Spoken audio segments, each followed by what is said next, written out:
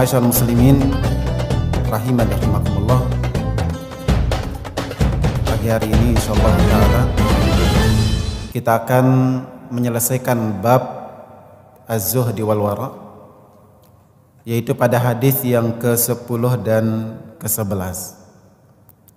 Ikhwani fiddin rahimakumullah, di hadis ke-10 dibawakan oleh Imam Ibnu Hajar rahimahullahu taala hadis yang diriwayatkan oleh sahabat Anas bin Malik radhiyallahu anhu tentang keutamaan orang-orang yang bertaubat. Dikatakan an Anas radhiyallahu anhu qala Rasulullah sallallahu alaihi wasallam kullu bani Adam khata'un wa khairul khata'in at-tawwabun, akhrajahu at-Tirmidzi wa Ibnu Majah wa sanaduhu qawiyyun. Dari Anas radhiyallahu anhu dia berkata, Rasulullah SAW telah bersabda, semua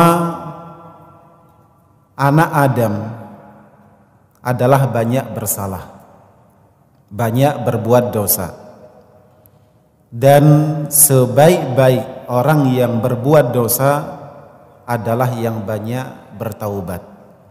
Hadis riwayat Tirmidzi juga Ibnu Majah, dan sanadnya dinyatakan kuat oleh Ibnu Hajar rahimahullahu taala.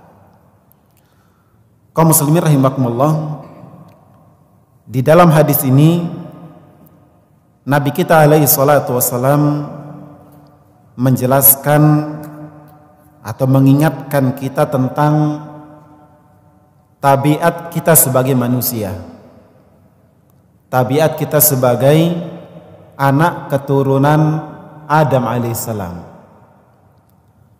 bahwa tabiat kita sebagai manusia adalah khata. Khata artinya banyak berbuat salah, banyak berbuat dosa, dosa yang dilakukan dengan sengaja, bukan perbuatan yang dilakukan karena salah, tidak sengaja. Dan di sini Nabi kita alaihi salatu wasallam mengatakan kullu, semua. Artinya tidak mengenal siapa dia, entah dia laki-laki ataupun perempuan, orang merdeka atau hamba sahaya, orang awam atau orang berilmu sekalipun. Bahwa orang berilmu sekalipun masuk di dalam kata kul, semua. Sehingga kaum muslimin rahimakumullah, tidak ada di antara kita yang merasa bersih dari dosa. Tidak boleh ada yang merasa bahwa dia bebas dari perbuatan salah, perbuatan dosa. Bahkan Allah Azza wa Jalla di dalam hadis kudusi berfirman, ya ibadi innakum tukhti'una bil laili wan nahar. Wahai hamba-hambaku, sesungguhnya kalian semua berbuat dosa siang dan malam. Tidak mengenal waktu. Siang berbuat dosa, malam pun juga berbuat dosa. Kemudian di dalam hadis qudsi yang lain, Allah Azza wa Jalla berfirman, ya bani Adam, lau balagat dhunubuka ananas sama. Wahai anak manusia atau anak Adam, seandainya dosamu mencapai langit. Kemudian di kelanjutan hadisnya disebutkan, ya bani Adam, lau ataitani biqurabil ardi khataya. Wahai anak Adam, seandainya dosamu, seandainya engkau datang kepadaku dengan dosa memenuhi bumi atau seberat bumi, Allah Azza wa Jalla menyebutkan permisalan dosa bukan sedikit. Disebutkan dosa setinggi langit, dosa sebesar atau seberat bumi. Maka ini kaum muslimin Allah mengingatkan kita tentang hakikat diri kita, bahwa kita adalah orang yang penuh dengan kesalahan, khilaf, dosa. Bahkan di dalam hadis yang lain Nabi kita alaihi salatu wasalam beliau bersabda, "Laulam tudhnibu la dhahaballahu bikum wa la jaa biqaumin yudhnibun fayastaghfirunallaha." Seandainya kalian ini tidak berbuat dosa, seandainya kalian tidak berbuat dosa, niscaya Allah Azza wa Jalla akan mengambil kalian. Allah akan mewafatkan kalian, lalu kalian diganti dengan orang-orang yang mereka berbuat dosa, kemudian mereka memohon ampun kepada Allah Azza wa Jalla. Maka ikhwani fillah, jadi kita ini adalah orang yang berbuat dosa. Dan berita dari Nabi kita alaihi salatu wasalam tentang hakikat diri kita, tentang jati diri kita yang berbuat dosa, ini bukan berarti kemudian pembenar bagi kita untuk lalai larut di dalam perbuatan dosa. Ini disebutkan oleh Nabi kita alaihi salatu wasalam sebagai pengingat bagi kita. Mungkin kita lalai, mungkin kita lupa tentang hakikat diri kita, kemudian kita lupa berdoa dan memohon ampun kepada Allah Azza wa Jalla. Ya. Tujuan Nabi kita alaihi salatu wasallam menyebutkan hal ini adalah mengingatkan kita supaya banyak bertaubat. Sebab itu di kelanjutan hadisnya dikatakan, wa khairul khatta'ina at-tawwabun. Sebaik-baik orang yang berbuat dosa adalah mereka yang banyak bertaubat. Maka perbuatan dosa tidak dicintai oleh Allah Azza wa Jalla, tidak dikehendaki oleh Allah Azza wa Jalla secara syar'i, tetapi dia pasti terjadi. Maka dilanjutkan, sebaik-baik orang yang berdosa adalah yang banyak bertaubat. Dan kaum muslimin rahimakumullah, para ulama kita telah bersepakat bahwasanya taubat itu hukumnya wajib. Artinya kalau kita tidak kerjakan, kita tidak lakukan, maka kita telah jatuh di dalam dosa yang lain, yaitu dosa tidak bertaubat. Allah Azza wa Jalla berfirman, wa tubu ilallahi jami'an ayyuhal mu'minun la'allakum tuflihun. Bertaubatlah kalian kepada Allah seluruhnya, wahai orang-orang yang beriman, semoga kalian menjadi orang-orang yang beruntung.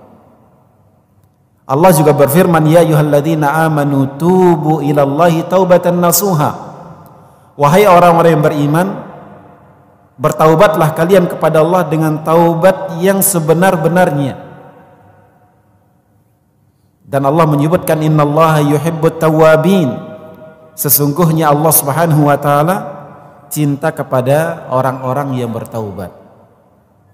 Nabi kita alaihi salatu wasalam, beliau sendiri sebagai panutan kita, sebagai teladan kita, yang kita ketahui sebagai sosok yang mulia, bahkan asyraful bashar, asyraful khalq, beliau adalah manusia yang paling mulia, yang maksum, yang terpelihara, terjaga dari perbuatan dosa. Beliau alaihi salatu wasalam, beliau menyebutkan, inni la astaghfirullah fil yaumi mi'ata marrah. Aku, kata Nabi alaihi salatu wasalam, memohon ampun kepada Allah dalam sehari 100 kali. Di dalam hadis yang lain, Nabi kita alaihi salatu wasalam mengarahkan kita umatnya untuk bertaubat, dan beliau bersabda, ya ayuhan nas tubu ilallah wahai sekalian manusia, bertaubatlah kalian kepada Allah, fa inni atubu fil yaumi ilaihi mi'ata marrah. Sesungguhnya aku, yaitu Nabi alaihi salatu wasalam, bertaubat kepada Allah dalam sehari mi'ata marrah, 100 kali. Jika ini Nabi kita alaihi salatu wasalam, maka tentu kita lebih pantas lagi untuk memperbanyak taubat. Jika Nabi kita alaihi salatu wasalam bertaubat, beristighfar 100 kali dalam sehari, mungkin kita layaknya 10-100 kali lipat dari itu. Ikhwan fillah rahimakumullah. Kemudian di sini disebutkan tentang syarat-syarat taubat. Bahwasanya taubat itu secara umum memiliki 3 syarat. Syarat pertama adalah menyesal. Syarat yang kedua meninggalkan. Kemudian syarat yang ketiga adalah bertekad untuk tidak mengulangi kembali. Maka taubat yang nasuh, taubat yang benar, taubat yang tulus adalah taubat yang memenuhi 3 syarat ini. Ya, nadaman ala ma madha, menyesal terhadap apa yang sudah lewat, menyesal dia telah begini, menyesal telah berbuat seperti itu. Kemudian dilanjutkan dengan dia tinggalkan. Dia tidak menyesal tapi kemudian tetap dilaksanakan, tidak. Orang yang bertaubat adalah orang yang menyesali perbuatan tersebut dan dia berhenti melakukannya. Dia tinggalkan. Ya, menyesal dari perbuatan riba, dia tinggalkan riba tersebut. Menyesal dari perbuatan bid'ah, dia tinggalkan kebid'ahan yang dia sesali itu. Kemudian dia berazam, bertekad untuk tidak lagi melakukannya, untuk tidak mengulangnya. Walaupun barangkali nanti akhirnya dia jatuh kembali, itu bukan masalah. Tetapi yang menjadi syarat adalah dia ada tekad, ada kemauan yang kuat untuk tidak jatuh kembali di dalam perbuatan yang dia mohon ampun kepada Allah dari perbuatan tersebut. Kemudian khusus pada perbuatan dosa yang berkaitan dengan hak sesama manusia, kezaliman terhadap sesama manusia, entah itu kezaliman pada hartanya, kezaliman pada kehormatannya, maka ditambah dengan syarat yang keempat. Syarat yang keempat itu adalah meminta halal, mengembalikan hak orang lain, ya, atau meminta halalnya, minta supaya dimaafkan. Ini ketika dosa itu berkaitan dengan hak sesama manusia. Adapun kaitannya dengan hak Allah Azza wa Jalla, dosa-dosa yang kaitannya dengan Allah saja, seperti melalaikan sholat, puasa, dan hak-hak Allah lainnya, maka cukup dengan 3 syarat yang disebutkan di awal. Kemudian ikhwani fiddin rahimakumullah, tentang keutamaan bertaubat, Nabi kita alaihi salatu wasalam bersabda, at-taibu minadz-dzambi kaman la dzamba lahu. Orang yang bertaubat dari dosa maka sama dengan orang yang tidak pernah berbuat dosa. Dulu Amr bin As radhiyallahu anhu, ketika dia hendak menyatakan Islam, ketika dia hendak masuk ke dalam Islam, maka dia mempersyaratkan kepada Nabi alaihi salatu wasalam. Ya, dia membuat syarat, dia mau masuk Islam tapi dengan syarat. Syaratnya adalah supaya Allah Azza wa Jalla mengampuni dosa-dosanya yang telah lalu. Maka Nabi kita alaihi wasallam ya menjelaskan bahwasanya Islam itu, bertaubat itu yajubbu ma qablah, menutup semua yang telah lalu. Maka taubat dia mengampuni atau menutup dosa-dosa yang telah lewat, ya. Bahkan orang yang bertaubat, jika taubatnya benar, maka Allah Azza wa Jalla akan menggantikan keburukannya dengan kebaikan. Allah Azza wa Jalla berfirman, ya, illa man taba wa amana wa amila amalan salihah faulaika yubaddilullahu sayyiatihim hasanat. Kecuali orang yang bertaubat dan dia berbuat amal soleh, maka Allah Azza wa Jalla akan menggantikan keburukan-keburukannya dan kebaikan. Di sini para ulama menafsirkannya dengan dua penafsiran. Penafsiran pertama bahwasanya Allah Azza wa Jalla mengganti kebiasaan buruknya dengan kebiasaan baik. Jika sebelumnya dia punya kebiasaan dosa, kebiasaan berbuat buruk, maka setelah dia bertaubat Allah Azza wa Jalla gantikan dia dengan kebiasaan-kebiasaan baik. Dan penafsiran kedua bahwa catatan-catatan buruknya yang telah lewat dibalik oleh Allah sebagai catatan baik. Catatan buruk yang sudah lewat, ya, catatan-catatan dosanya yang tadinya sebagai catatan merah berubah menjadi catatan baik.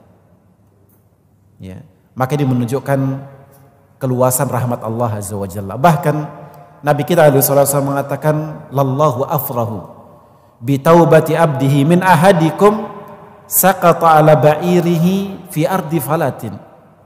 Allah Azza wa Jalla lebih bahagia dengan taubat hambanya daripada kebahagiaan salah seorang kalian yang dia kehilangan, ya, yang dia kehilangan untanya di tengah padang pasir, kemudian dia menemukannya. Seandainya ada di antara kita yang kehilangan unta di tengah padang pasir, yang dia tidak tahu kemana dia harus kembali, kemana dia harus mencarinya, ya, apalagi kemudian di untanya tersebut disitulah makanannya, disitulah penopang hidupnya, kemudian tiba-tiba hilang. Ketika dia berhasil menemukannya, dia tentu akan sangat bahagia sekali. Kata Nabi SAW, "Lallahu afrah bi taubati abdihi." Allah lebih bahagia daripada orang ini. Ya, Allah lebih bahagia dengan taubat hambanya ini daripada kebahagiaan orang yang menemukan kembali untanya di tengah padang pasir. Ma'asyiral muslimin rahimakumullah. Kemudian kita lanjutkan pada hadis yang ke-11 tentang keutamaan diam. Ya, tentang keutamaan diam, dan ini tentunya bagian dari zuhud dan wara', yaitu banyak diam. Tidak berbicara kecuali ketika dibutuhkan, tidak berbicara kecuali sesuai dengan kebutuhan, tidak berbicara kecuali pada tempatnya, tidak berbicara kecuali dengan kalimat yang tepat, kalimat yang sesuai dengan keadaan.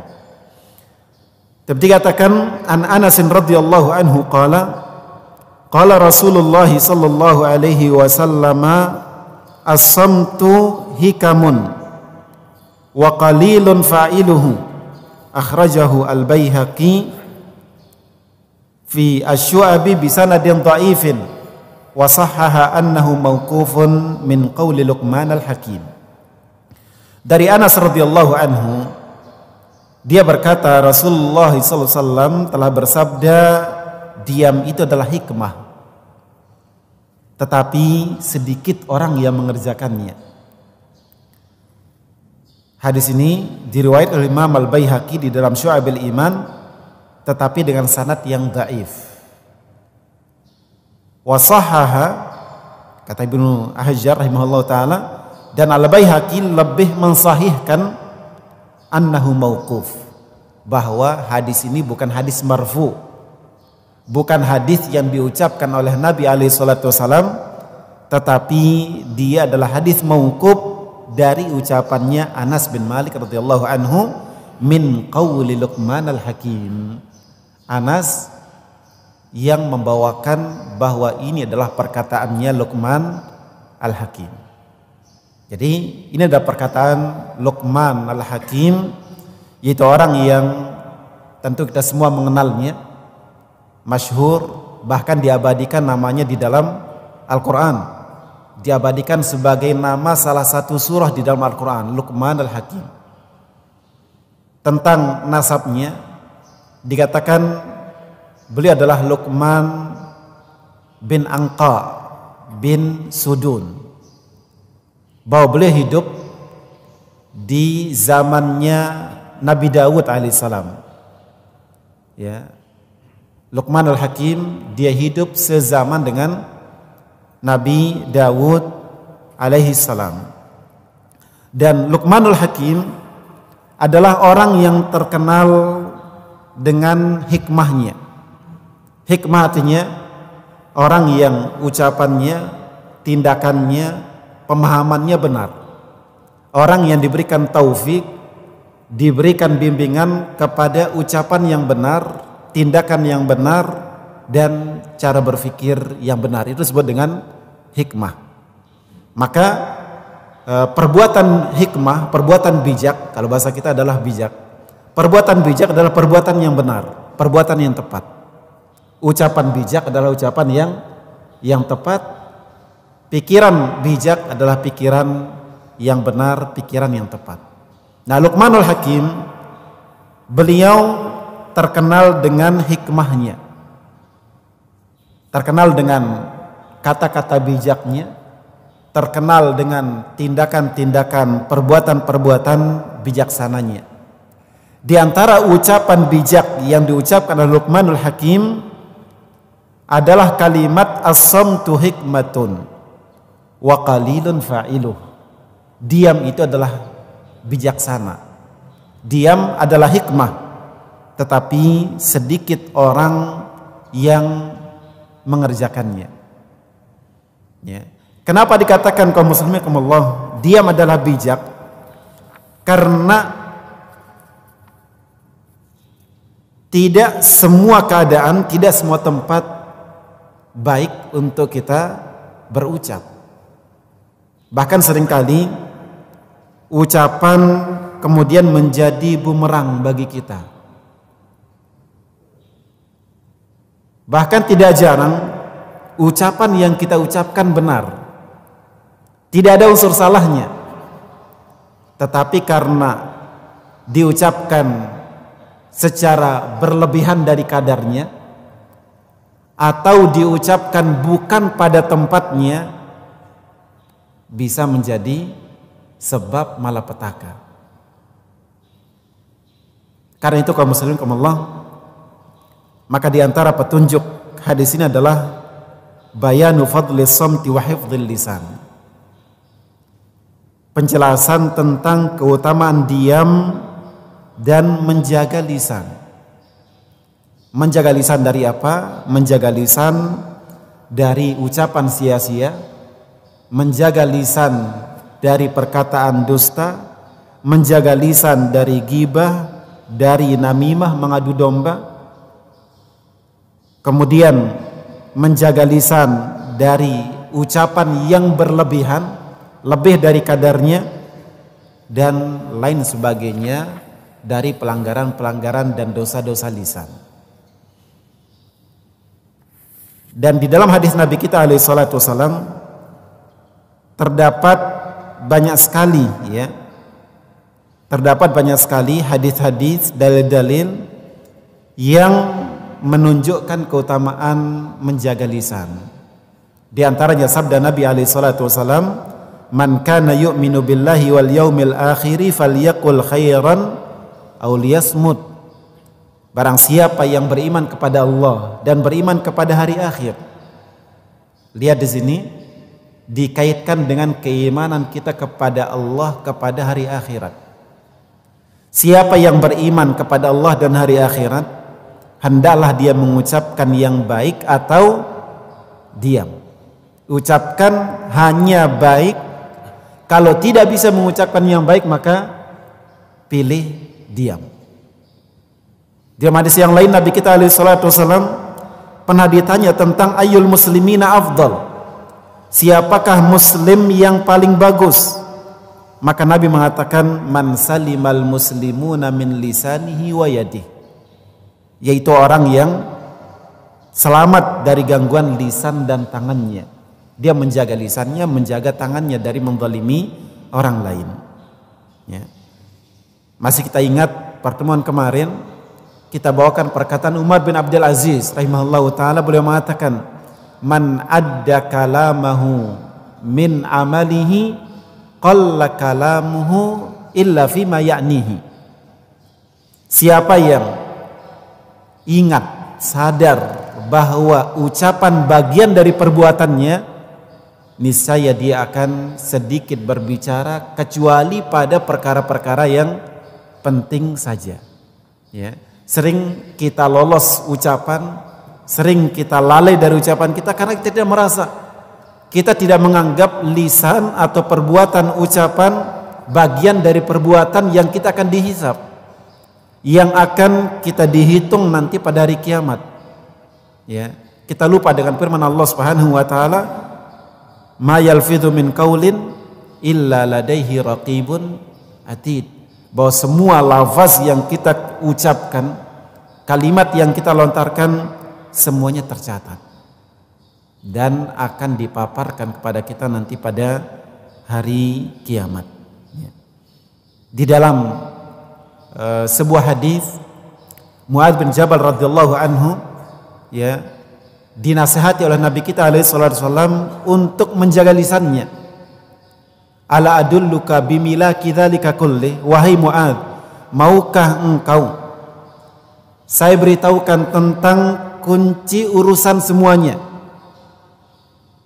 Kuffa alaika lisanak, jaga lisanmu, tahan lisanmu. Kemudian Muadz mengatakan, ya Rasulullah, ya, apakah kita akan disiksa gara-gara lisan kita? Maka Nabi bersabda, wahal yakubbun nasa ala wujuhim aw ala manakhirihim illa hasaidu alsinatihim. Tidaklah manusia dijungkalkan ke dalam api neraka di atas wajah-wajah mereka kecuali buah dari lisan mereka. Banyak orang yang dijerambabkan, dimasukkan ke dalam api neraka, kepalanya menjadi bawah, tidak lain disebabkan karena buah dari lisannya, buah dari ucapan yang dia ucapkan.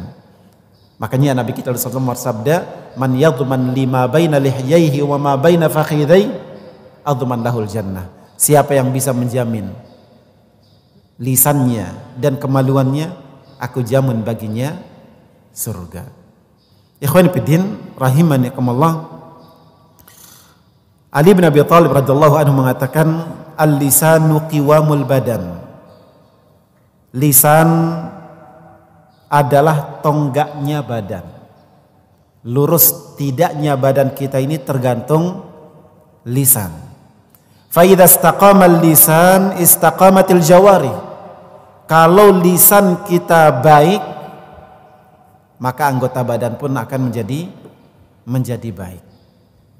Ya, untuk mengukur diri kita baik tidaknya kita lihat dari lisan kita. Kalau lisan tidak terjaga, lisan tidak terkontrol, lisan mengucapkan ucapan-ucapan semaunya, pasti anggota badan yang lain pun juga demikian. Ya. Ikhwani fillah, kemudian para ulama kita menyebutkan 4 syarat untuk berbicara. Kapan kita berbicara? Kita berbicara ketika memenuhi 4 syarat. Ya, bahwa berbicara itu harus dengan 4 syarat. Yang pertama, ayyakunal kalamu lida'in yad'u ilaih, imma jalbu manfaatin aw daf'u madarrah. Harus ada hajat yang memanggil kita untuk berbicara. Tidak berbicara kecuali ketika diperlukan. Entah itu untuk mewujudkan manfaat atau untuk menolak madarat. Ya. Ketika ada kebutuhan, ada manfaat dari berbicara atau ada madarat, keburukan yang bisa kita tepis dengan berbicara tersebut, di sini kita berbicara. Kemudian syarat kedua, ayyakunal kalamu biqadril hajah. Berbicara sesuai dengan keperluan. sesuai dengan kebutuhan. Li'annal kalama laisa lahu nihayah. Karena yang namanya bicara itu tidak ada akhirnya. Ya. Kalau kita perturutkan diri kita untuk berbicara, maka tidak ada akhirnya. Ya, berbicara 1 jam, 2 jam, 3 jam, kita tidak akan pernah kehabisan modal, tidak akan pernah kehabisan bekal. Dan kita tidak merasa bahwa kita telah berbicara panjang. Coba kita ngaji, baca Quran, 1 halaman, sudah kita buka halaman berikutnya, kapan selesainya? Ya. Terasa lama. Tapi kalau berbicara maka dia sesuatu yang tidak ada akhirnya. Maka syarat kedua dari berbicara adalah berbicara biqadril hajah, sesuaikan dengan kebutuhan. Kalau butuhnya kita bicara 15 menit, cukup 15 menit. Kalau kita berbicara hanya membutuhkan 5 menit, berbicara 5 menit. Nabi kita alaihi wasallam kana kalamuhu faslan law adahul adu lahsahu. Nabi kita kalau berbicara, bicaranya jelas. Dan seandainya ucapan Nabi hendak dihitung, maka bisa dihitung. Nabi kita bicaranya itu dapat dihitung. Ya. Artinya beliau berbicara sedikit.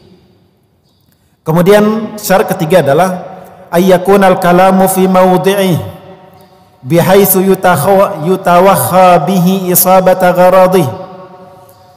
Yang ketiga, hendaklah berbicara pada tempatnya. Ketika teman sedang sedih, jangan berbicara sesuatu yang bahagia. Ya. Ketika melihat teman sedang senang, sedang bahagia, jangan ceritakan hal-hal yang sedih. Ya. Cerita tentang hal kesedihan kita, kesedihan siapa, dan itu akan merusak kebahagiaan saudara kita. Ya. Berbicara pada tempatnya, berbicara sesuai dengan keadaan. Kemudian yang keempat, an yatakhayyarul alfadhal munasibah lil maqam. Pilih lafaz, pilih kata-kata yang sesuai dengan keadaan. Ya. Kata para ulama, likulli maqalin maqam. Setiap ucapan itu ada tempatnya. Setiap tempat ada ucapan yang tepat untuknya. Ya. Sebagaimana kita berbicara sesuai dengan situasi dan kondisi, maka pilih kalimat, pilih kata sesuai dengan tempat juga. Ketika berbicara dengan pemimpin, tentu tidak seperti berbicara dengan teman biasa. Berbicara dengan orang tua, kalimatnya tidak seperti pilihan berbicara dengan anak. Ya. Berbicara dengan orang berilmu tentu tidak seperti berbicara dengan orang yang di pasar. Ya. Jadi pilih kata sesuai dengan keadaan. Ikhwani fillah, demikian pembahasan kita pada pagi hari ini. Mudah-mudahan apa yang kita sampaikan bermanfaat, berguna bagi kita. Dan pada bab berikutnya insya Allah kita masuk di bab tentang akhlak-akhlak yang buruk. Wassallallahu ala nabiyina Muhammad walhamdulillahirabbil alamin. Wassalamualaikum warahmatullahi wabarakatuh.